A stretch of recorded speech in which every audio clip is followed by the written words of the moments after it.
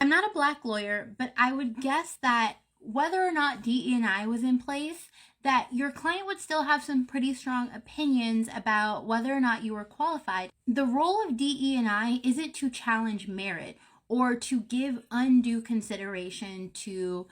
Black, Indigenous people of color. The idea of DE&I is that we are able to include, value, and remove these systems that keep historically marginalized or underrepresented groups from achieving the same amount of success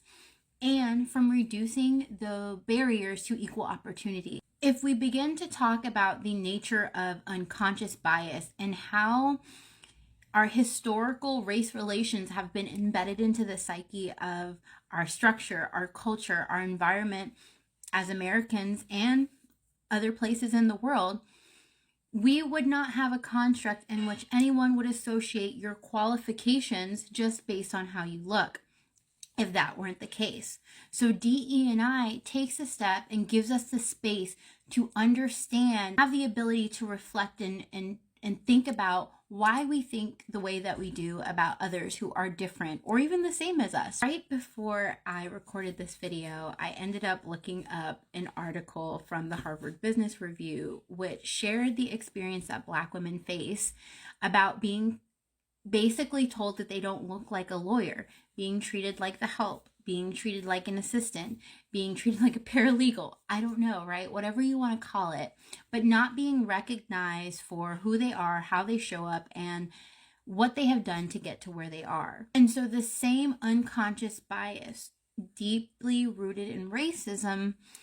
that would allow us to automatically assume that a Black woman couldn't possibly be a lawyer, is the same thought pattern, logic, and unconscious bias that supports the idea that the only way that you could be a lawyer or qualified to be a lawyer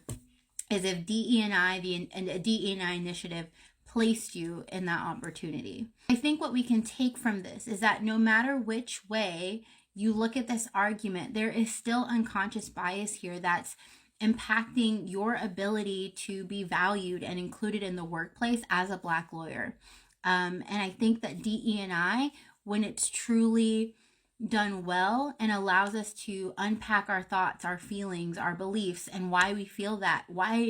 and think that way, the closer we come to true equality in the workplace. And I hope that if this was a genuine statement and that you're open to thinking about this, to think about DE&I not as a divisive topic that throws away merit, that throws